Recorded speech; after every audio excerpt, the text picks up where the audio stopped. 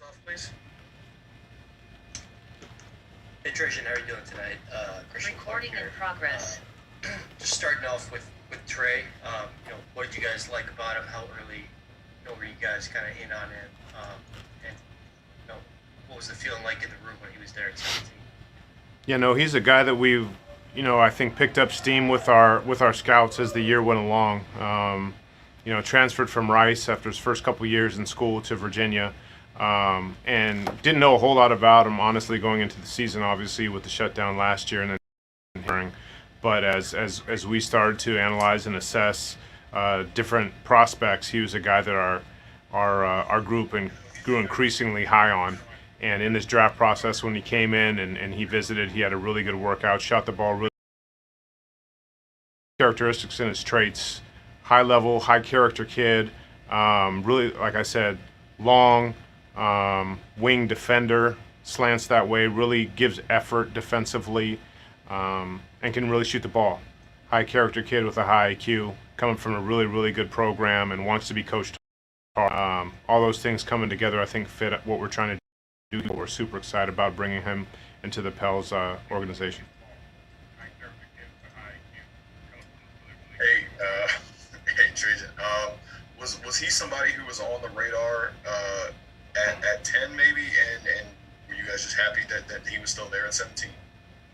I don't know that he was on the radar at 10. I mean, we liked him a lot. We're extremely happy that we got him. We had him higher on our board than we had him at 17. I'll tell you that. So for him to get there, we had a couple guys pegged that we thought would get there, and those other guys went higher. But he's a guy that we wanted, we targeted, and we're extremely happy to get him. How are you guys? Hey, what's up, Trajan? This is Will from The Athletic. How are you guys feeling when Herb Jones was still on the board there in the second round for you guys? Man, we were ecstatic. I mean, he's a guy that obviously is right here in our region. Have watched him a lot live over the years. Obviously, with COVID this past year, it was hard in person, but watched a ton of him on tape there to watch. SEC Player of the Year, SEC Defensive Player of the Year, and to have him, I think his hometown is about 2.5 hours from here.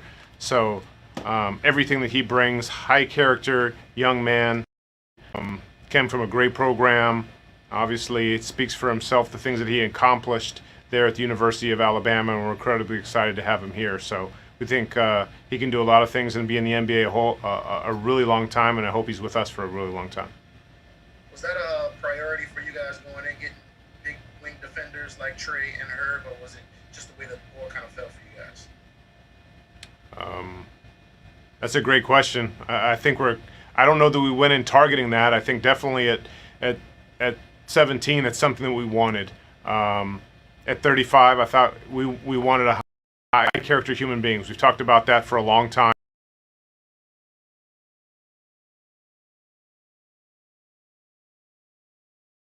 Guys, high basketball IQ shooting, and I think we did with these two high character guys that can really bring a lot of versatility on the defensive end. One can really shoot the ball. One of them can play make, and I think he shot the ball really well. That's something that Herb is working on, but we really, really like and will implement really well with the guys on the roster. Christian Clark here again. You hit on it a little bit, but characteristics that you guys are looking for this summer. But just looking back at last year's record, not where you wanted it, but close. I mean, what qualities do you feel like you guys are just prioritizing this summer, whether it was through the draft or free agency, that you feel like are essential to bring in for next year's roster? I think high character, highly competitive. That are team first, and I think we got that with these two guys. And to be here, there's two guys that wanted to be here in New Orleans. One of them had talked to him, got extremely emotional. The other was, kind of celebrating with his family. So both very, very excited to be here, which is important for us. We want players, we want people that want to be here and be here as part of our organization with long term. We have that with these two guys. They're versatile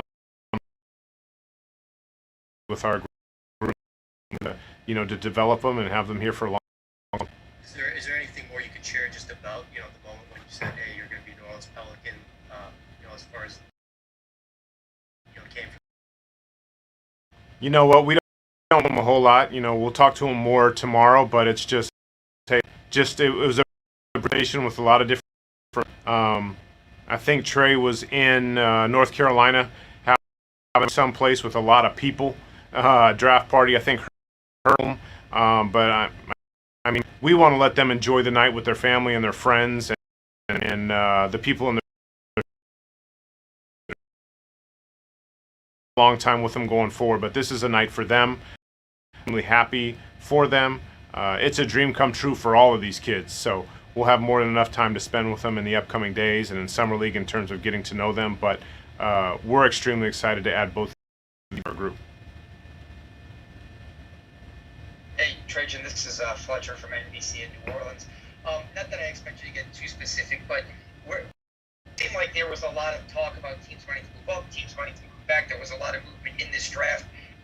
How much discussion did you all have, or how much were you all approached by other teams about 17 and even moving back or doing, more deals tonight? I guess how active of a night was this maybe compared to other years for you? Honestly, coming into tonight, it was eerily silent for the last 3 days. It's as silent a draft as I've been part of in my time in the NBA.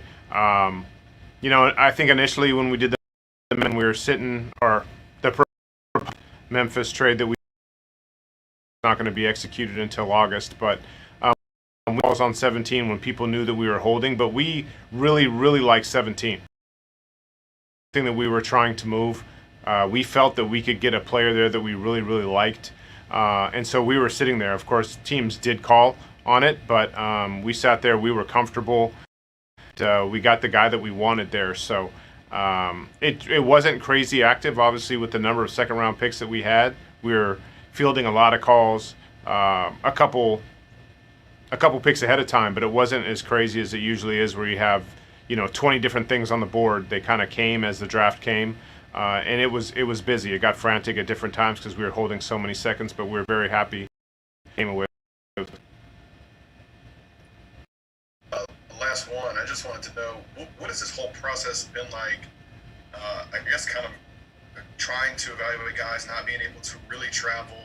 What is the process, the entire draft process been like for Bryson and the team of trying to figure out what exactly is happening right now with all these guys? Yeah, it's interesting because when you look back last year, we actually had a better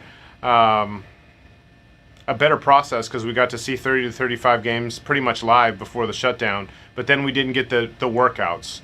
And then you fast forward to this year, we didn't get to see guys live, but then we got the workouts at the end. We got Chicago and we got the workouts, which are the things that we didn't have. So I credit our scouts in the last two drafts and Bryce and Graham for doing an incredible job. I think we got a lot of intel. We got a lot of information. We watched a boatload of film and got our input from our scouts, which allowed us to put our board together that we were incredibly comfortable with, and allowed us to make informed decisions, which is all this is about, that we're comfortable with at the end of the day, bringing in these young prospects to be part of our program and our organization going forward. So a lot of credit goes to Bryson and our scouting staff. They did a tremendous job. It's always challenging, but our Bryson pushes our staff, and our guys have been great. Recording stopped. Thank you for your time, Trajan. Really appreciate it. Thanks, guys. Appreciate you guys. Take care.